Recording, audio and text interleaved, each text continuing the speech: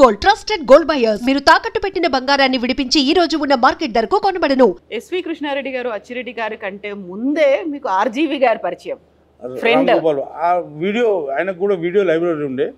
So ఆ టైంలో cassettes నా దగ్గర అన్ని రైట్స్ ఇవన్నీ ఇంగ్లీష్ అన్ని మూవీస్ ఉంటుండే కదా.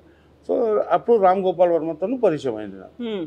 సో రామ్ గోపాల్ వర్మనే నాకు వీడియో క్యాసెట్లో ఇంకా ఇట్లా ఏం చేయాలి ఆయన నాకు గైడెన్స్ ఇచ్చాడు. వీడియో క్యాసెట్ల బిజినెస్ గురించి మాట్లాడుకున్నారు తప్ప ఆయనతో సినిమా తీయాలి అనే ఆలోచన రాలేదు రామ్ గోపాల్ వర్మ. అది ఆ టైంలో రాలేదు. అప్పుడు ఆ టైంలో ఓన్లీ నా మైండ్లో వీడియోకి ఎట్లా డెవలప్ చేయాలి.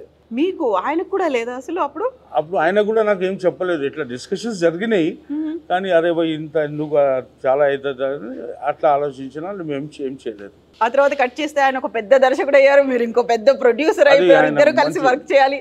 అసలు ఎప్పుడు అనిపించలేదు? అట్లా ఏం అనుకోలేదు అప్పుడు. ఆయన అంటే ఇక దాని తర్వాత ఆయన లైన్లో ఆయన వెళ్ళాడు. వీడియో క్యాసెట్లో మేము అందరం కలిసి ఉంటుండే. అప్పుడు ఆ టైంలోనే కృష్ణారెడ్డి పరిచయం అయింది కదా. సో మేము ముగ్గురం ఒక గ్రూప్ అయిపోయినాము.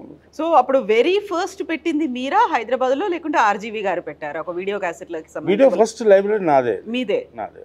తర్వాత ఆయనది వీడియో. ఆయన కూడా అమీర్పేట్లో లైబ్రరీ పెట్టాడు అది. సో రెగ్యులర్ మీరు పెట్టింది కోటిలో, నేను పెట్టింది కోటిలో, ఈయన అమీర్పేటలో పెట్టారు. అమీర్పేట. మీరు రెగ్యులర్ గా కలుసుకోవడం అంటే ఎక్కడ కలుసుకునేవాళ్ళు మరి? ఇక్కడే నేను ఆయన దగ్గర వెళ్తుండే, ఆయన నా షాప్లో వస్తుండే. ఫ్రెండ్షిప్ అయింది అది. ఇద్దరం కలిసి ఎక్కడో బయటికి వెళ్ళాలి అంటే ఫ్రెండ్షిప్లో అట్లా వెళ్ళాము. ఇద్దరు కలిసి అంటే ఎలా వెళ్ళేవాళ్ళు? కారు ఉండేదా అప్పుడు? ఆ టైంలో ఓన్లీ స్కూటర్, బజాజ్ చేతక అంతే, ఇంకేముంటుండే. బజాజ్ చేతక మీద ఇద్దరు తిరిగేవాళ్ళు, ఇద్దరం కలిసి వెళ్తుండేమో. సో ఇద్దరు ఒక బిజినెస్ స్టార్ట్ చేసుకున్నారు అనుకోకుండా, ఫ్రెండ్స్ అయ్యారు. ఆ తర్వాత మళ్ళీ ఇద్దరు ఫిల్మ్ ఇండస్ట్రీకి వచ్చారు. ఆయనేమో డైరెక్టర్, మీరేమో ప్రొడక్షన్ హౌస్ ప్రొడ్యూసర్గా మీరున్నారు. ఎప్పుడు ఇన్నేళ్లలో ఏ రోజు అనిపించలేదా ఇద్దరం కలిసి ఒక సినిమా చేద్దాము? అట్లా ఇక ఏమైందంటే మనీషా ఫిల్మ్స్లో నేను కృష్ణారెడ్డి ముగ్గురం పార్ట్నర్స్ కదా. సో ఈ ఫిల్మ్కే మేము ఇట్లానే తీసుకెళ్ళాము. ఆ ఆలోచన ఎప్పుడు రాలేదు. ఎందుకంటే కృష్ణారెడ్డి యాజ్ ఎ డైరెక్టర్, నేను as a producer, Achi Reddy as a producer, మేమిద్దరం బ్యాక్లో ఉండి ఆ పని చేసాము అది.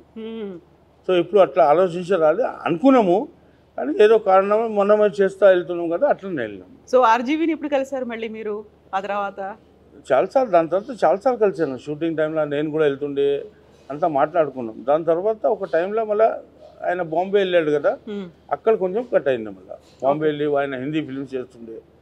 సో మళ్ళీ మేము ఇక్కడ నాకు వేరే బిజినెస్ అన్ని దానిలో ఇన్వాల్వ్ అయ్యి తక్కువ అయిపోయింది. సో ఇప్పుడు మేము విన్నది, మీరు సినిమా తీయాలి అనుకున్నప్పుడు కేవలం అక్కడ వీడియో లైబ్రరీ పెట్టుకొని దాంతో వచ్చిన డబ్బులతోనే మీరు సినిమా తీయలేదు, మధ్యలో మీరు ఇంకొక పని కూడా చేశారు. అది చెప్పట్లేదు మీరు? అది హార్స్ రేసింగ్ అండి. అది ఎందుకు చెప్పట్లేదు? అది నా హాబీ ఉండే సార్. హార్సులు ఎన్ని ఉండేవి ఇంట్లో? నా దగ్గర ఐ థింక్ 60 to 70 హార్సెస్ కొన్నాను. అన్నీ? అంత పెద్ద ప్లేస్ కూడా కావాలి కదా దానికి. మరి ప్లేస్ అక్కడ రేస్ కోర్స్ లో ఉంటుంది, అందులోనే ఉంచేసేవాళ్ళు. మనకు ఏం అవసరం లేదు అది. అది హార్స్ నాకు at the age of 14 to 15 ఏజ్లోనే నాకు హాబీ ఉండే. రేస్ కోర్స్ వెళ్ళేవాళ్ళు. ఓకే. ఆ టైంలో మీ చిన్న బెట్టింగ్లో 20 రూపీస్ 40 రూపీస్ అట్లా బెట్టింగ్ చేస్తుంటుండే. అక్కడ నాకు కొంచెం లక్ అక్కడ కూడా వచ్చింది నాకు. ఓకే. వెరీ ఫస్ట్ హార్స్ ఇట్లానే జోక్ అయింది అది. రేస్ కోర్స్లో ఒక హార్స్ ఆప్షన్కి వచ్చింది. ఓకే. ఆప్షన్కి వస్తే చలో ఇది హార్స్ మనం తీసుకుంటామా లేనా అని ఆలోచించాను. ఆప్షన్లో 2000 5000 అట్లా వెళ్ళింది. ఇక లేదు ఈ హార్స్ ఎట్లన్నా నేను కొనుక్కోవాలి అని నాకు మైండ్లో థాట్ వచ్చింది. ఆ గుర్రం కొంచెం కుంటిగుండే ఎవరు పార్టిసిపేట్ చేయలేదు. కుంటి గుర్రాన్ని మీరు కొనుక్కోవాలనుకున్నారు? అది బస్ ఇట్లానే అనుకున్నాను. సో అక్కడ నాకు ఒక కాంపిటీటర్ వచ్చాడు. 30,000 40,000 15 అంటే నేను ఒకటేసారి 70 అని చెప్పేశాను. 70,000 ఆ 70కి నాకు వచ్చేసింది. ఇక తీసుకున్నాను. నేను ఏం చేయాలి నాకు అర్థం అయితే లేదు, ఫస్ట్ టైం కదా అది. దాని తర్వాత నాకు ఒక ఫ్రెండ్ ఉండే శర్మ అని, ఆయన నాకు గైడెన్స్ ఇచ్చి ఇట్లా నువ్వు తీసుకోగలరా, ఓకే నేను కూడా దీంట్లో పార్ట్నర్ అవుతాను, మనం ఈ పర్టికులర్ ఈ ట్రైనర్కి ఇచ్చేస్తాము, చూస్తాం ఏమవుతుందో. ఆ ట్రైనర్కి మేము ఇద్దరం కలిసి ఇచ్చేసాము. ఇచ్చేస్తే ఆయన ఒక 3 months దాకా రెడీ చేశాడు. ఆ గుర్రంకి మంచిగా అయిపోయింది. ట్రైనింగ్ ఇచ్చారు. ఎస్. ఆ హార్స్ పేరు కూడా మేము ఏం చేసామంటే Manisha's master. Okay. Manisha's master పెట్టేసి ఒక 3 months తర్వాత దానికి ఒక రేస్లో రన్ చేపిస్తే ఆ ఫస్ట్ టైంలోనే అది గెలిచిపోయింది. అది రేస్ గెలిచిందా అది? కుంటి గుర్రం మళ్ళీ కుంటి గుర్రం అది గెలిచిపోయింది. మీరు అసలు 2000 నుంచి 70,000 పెట్టుకున్నారు, అదొక రిస్క్ అనుకుంటే. దాన్ని వెరీ ఫస్ట్ టైం రేస్లో దించారు, అది ఇంకో రిస్క్. మళ్ళీ అది గెలుచుకోవడం ఏంటి అదంతా? అది ఏమో సడన్, నాకు కూడా తెలియదు. అది సడన్, అది మేము కూడా అనుకోలేదు ఇలా గెలుస్తుందని. అది ఇక ఏం ఎక్కడి నుంచి ఆ మ్యాజిక్ వచ్చిందో ఏమో గెలిచిపోయింది. అది గెలిచిపోయిన తర్వాత అక్కడ మళ్ళీ ఇంకా రేసింగ్లో ఇంట్రెస్ట్ వచ్చింది. సో ఇంకొకటి తీసుకుంటాం, ఒకటి తీసుకెళ్ళలేదు. అలా 60-70 గుర్రాలు ఉండేవి మేము. అంటే ఒక్కటే టైంలో లేదు అది. ఒక టైంలో ఇక 10 వచ్చినాయి, దానిలో 2 రిటైర్ అవుతాయి, మళ్ళీ 2 కొనుక్కున్నాం.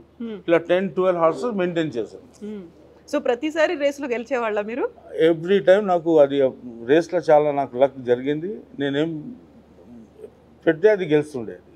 యూజువల్గా గుర్రాల రేసింగ్ ఇలాంటి చాలా మంది లూజ్ అవుతారు, కానీ నాకు అక్కడ తిరిగి వచ్చింది. అది ఇక్కడ లూజ్ అవడమే కాదు, ఆర్థికంగా కూడా చాలా నష్టపోయిన వాళ్ళు ఉన్నారు, అప్పుల చాలా ఉన్నారు, చాలా. అది దానికోసం నేను ఎవరికి సజెస్ట్ చేయను మీరు రేసింగ్లో.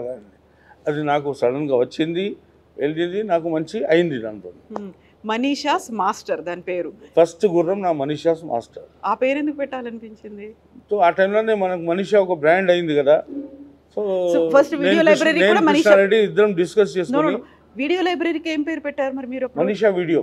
తర్వాత మనీషాస్ మాస్టర్ తో లక్ వచ్చింది. మనీషాస్ మాస్టర్ ఈ గుర్రం పేరు పెడతామని మనీషాస్ మాస్టర్ పెట్టేస్తాం. ఆ తర్వాత మనీషా ఫిల్మ్స్, మనీషా ఆర్ట్స్. మనీషా అనేది మీకు లక్కీ చామ్. మనీషా నా డాటర్ పేరు. She is very lucky for me. So తన పేరు ఎందుకు పెట్టాలనిపించింది మీకు? అది ఏమైందంటే మనీషా అని ఒక హరిద్వార్లో మనీషా దేవి టెంపుల్ ఉంది. ఆ టైంలో నాకు 2 కుర్రాళ్ళు ఉన్నారు, 2 అబ్బాయిలు. మాకు ఒక ఇష్టం ఉండే ఒక అమ్మాయి కావాలి అని. సో అక్కడ నేను కోరుకున్నాను, పోయి ఒక అమ్మాయి నాకు కావాలి అని మొక్కున్నాను. నీ పేరు పెడతా అనుకున్నారు అంతేనా? అప్పుడు అనుకోలేదు, ఒక అమ్మాయి కావాలి అని అనుకున్నాం. 1 ఇయర్ తర్వాత ఒక బేబీ గర్ల్ పుట్టింది. దీనికి మనీషానే పెట్టాలి, ఎందుకంటే 1 ఇయర్లోనే వచ్చింది. అట్లా నాకు దాంతో చేసి మనీషా పెట్టేశారు. అట్లా అమ్మవారి అనుగ్రహం కలిసి వచ్చింది మీకు ప్రతి చోట అట్లా కలిసి వచ్చింది. ఆ తర్వాత మనీషా ఫిల్మ్స్ పెట్టుకున్నారు. అవును, అప్పుడు మనీషా వీడియో నుంచి మనీషా ఫిల్మ్స్. ఇప్పుడు రేసింగ్ లో వచ్చినటువంటి డబ్బులు, అవన్నీ వచ్చిన లాభాలు అన్ని దానిలో ఇక్కడ కన్వర్ట్ చేసాం.